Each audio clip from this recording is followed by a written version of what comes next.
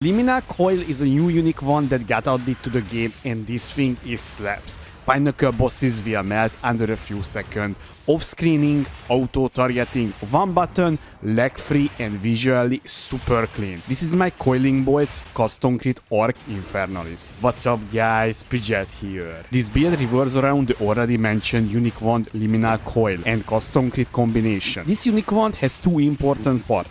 Your curse limit is unlimited, for exchange their effectiveness is 0. Every single time when you're using Coiling Bolts, the projectile from this spell will chain between the cursed enemies, making our clear just insane. Using all the available curses in this build as well, like an aura around us. The more curse on the target, the more damage you will deal. This depends on your wand rolls. Currently using 5 curses. We're getting around 150% extra physical and chaos damage to our spells. We're taking as our Ascendancy Infernalist. This enables us to go low life and get benefit from Pain Attunement Keystone for massive critical damage increase, reaching more than 900% critical damage bonus. Because we're using Pain Attunement, we need to reach low life. Normally this would be hard. That's why we're choosing Infernalist, because this Ascendancy has two very useful nodes that makes our life reserved, but also gives huge damage boost. Baydats Will and Baydats Gaze. This will reserve 50% of our life, but you are only considered on low life if your life is below 35% or below. This is where a unique comes in, Covers Legacy. This will makes us considered on low life below 75%, activating the low life bonuses. We need to fit in 4 curses, a custom critical setup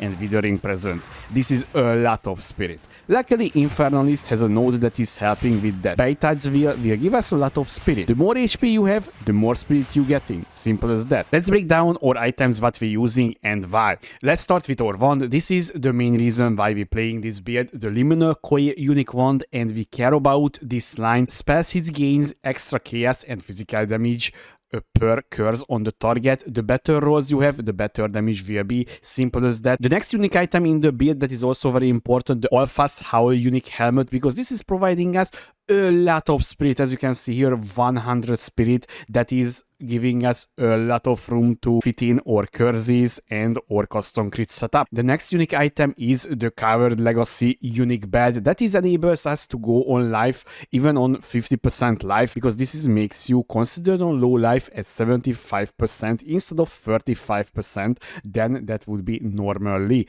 And the rest of the items is just rares. So most important thing is your life. You literally need life on every single piece of gear.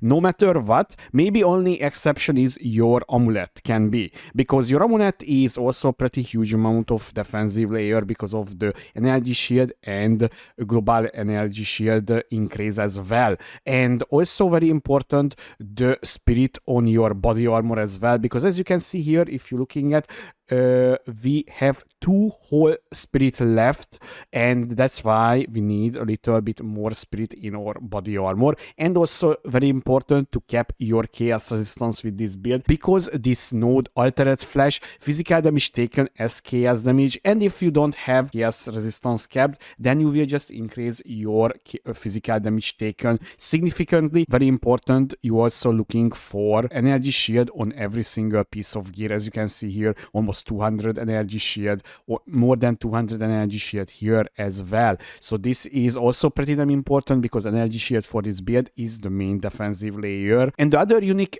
we're using the Threaded Light because we have a lot of spirit, right? So then we can increase our spell damage per 10 spirit, and because we have like 340 spirit, that is providing us easily almost like 400% spell damage that is cannot be outscared with even with a very insane offhand. So that's why we need to use this one. Passive tree is looks like this, guys. So once again, we focusing on, very importantly, energy shield, and also because this is a custom crit build, you focusing on a critical hit chance everywhere, literally where you can, and also the critical damage bonus is also pretty damn important, and that's why we're taking all of these goodies here, and also here as well. Little bit more crit damage bonus, also even more crit damage bonus, cost speed as well, because the cost speed is making this build so much more smoother. And also we using a few javel as well. So let's start with this one. We we're looking on this one: crit damage, critical hit chance, maximum energy shield, and area effect for your curses. But if you don't have this mod, that is also kinda good. And the other thing is we're using here another one: increased crit damage bonus and increased critical chance, and also increased energy shield. We're also using one single unique megalomaniac unique jewel because that is providing us the dark entries, and that is +1 to level of all chaos skills, because the coiling bolts is a chaos ability, so that is deals more damage. And the other one is kinda whatever, guys, honestly. So if you can just get this node, and basically you're good to go. And this is up here, because otherwise this small node's not giving you that much damage, but this one is give you a lot of damage. And the Ascendancy looks like this. So we're taking, guys, once again the Altered Flash. This is providing us a little bit physical damage reduction. And the next ones is very, very important: Baytide's Will and Baytide's Gaze. So basically this is reserve your life, and this is how we can consider low life. And also you're getting a lot of maximum mana, as you can see here, because that is kind of important for this build, because the more mana you have, the more comet, the more arc you can cost with your cost on crit, because this can deplete your mana pretty damn quickly if you don't have this node allocated. The other one is the Spirit per 25 maximum life. This is why it's very important to get maximum life on your gear, because that is providing you spirit, and with that much spirit you can fit in or every single thing that you want. And the last one is the Greening Immolation. Literally 50% more crit damage bonus, although we would become ignited when you deal a critical strike. Luckily we can easily counter that one with a very simple anointment, and that is the crystallized immunities, because if your Socrates support gems, most of them are red, you will become immune to ignite. And this is how we getting it, because if you're looking at my support gem numbers, I have 11 strength gem, so basically that's it. So that's why it's very, very good, that anointment. Gems and gemlings. Let's start with the coiling bolts. We're using armor break 3 here. So why we using armor break? Because majority of our damage is physical. So basically this little support gem is literally like 11 or 30% more damage, because your comet and your arc as well getting physical damage extra, and with literally one single attack you can break the enemy armor pretty damn easily. And we're using execute 3 because we on low life, so that is 30% more damage. Also we dealing 30% more damage against enemies that is low life as well, so that is a huge multiplier for this build. We're using here Chaos Mastery, Ambush, and also Pinpoint Critical. So very important to use these two, because this is how you can get a very huge amount of energy for your cost on crit. Basically one single attack and you will have 100 energy, so you instantly costing your arc or your comet as well at the same time. And we're using here Withering Presence with prolonged duration too, because the Wither has a duration, and this is increasing the duration even further, so we can stack even further the extra damage taken. We're using Blob-Summing, guys. Very important, you need to quality up this bad boy, because it has 10% increased reservation efficiency. We're using here Enfeeble, Despair, Elemental Weakness, Temporal Chain, and Magnifying Area 2. Very important, these ones. And also don't forget, guys, to corrupt these ones to +1 level for corruption, because this will increase your area for the curses significantly. Currently my curse radius is 6.5 meter, so that is basically almost the whole screen.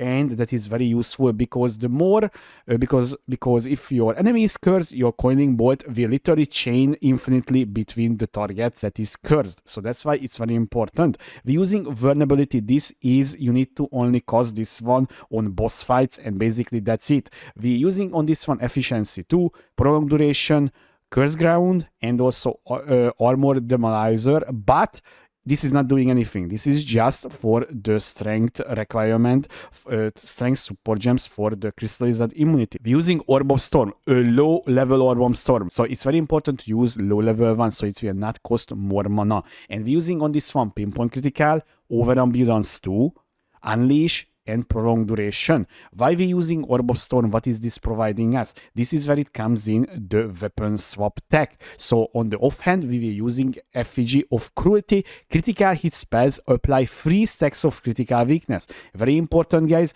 This unique has raw range. You need to get the free stack version, otherwise your critical hit chance will be much lower than it should be. So it's very important. And on the one, we literally care about the increased cast speed and increased critical hit chance for spells, and basically that's it, because the more crit chance on this one has, the more critical weaknesses applies. Literally it has almost 100% crit chance, guys. Now the custom crit setup. So we're using here Comet, Living Bomb, Execute Free, Concentrated Area, and Boundless Energy 2. Now, so why we're using Living Bomb, and why it needs to be low level?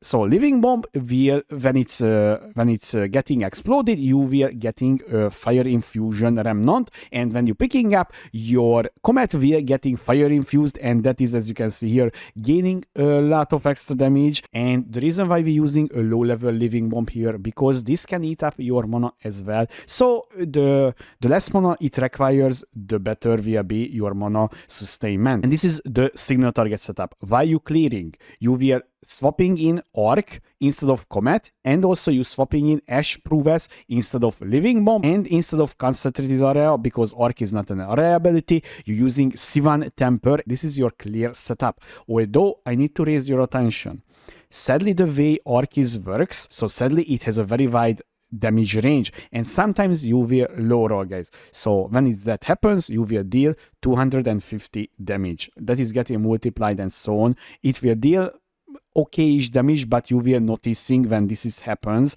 and when the high roll happens. Literally high rolling, you just one tapping the whole screen. If you low rolling, you're not one tapping anything. Simple as that. Sadly, you cannot do anything against this one, because the way this super gem works, it rolls the minimum and the maximum damage range. And honestly, the reason why I'm using this, because otherwise you could sometimes low roll pretty significantly back to back without dealing good damage with your arc. So that's why I'm using this one.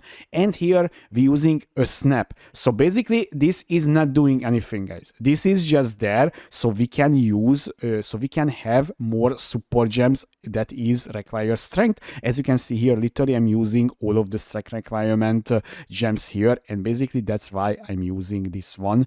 And you don't using snap at all, so don't worry about this. You don't need to time it or anything, just for the support gem. That was my first custom crit build in this league, and honestly, you know, custom Crit Comet is just way too OP still, and it's kinda insane, especially with Fire Infused. Literally you could hit easily over 4 million-ish damage with one single Comet. Kinda mind-blowing. Still, that ability did not get nerfed in this league. Maybe 1.0 they were changing it finally, so at least people were not abusing this one every single league. Till then, guys, I hope you enjoyed this video. If you have any question, please leave a comment below, or you can find me on twitch.tv/Pridget2. Thanks for watching. I was Pridget. See you next time.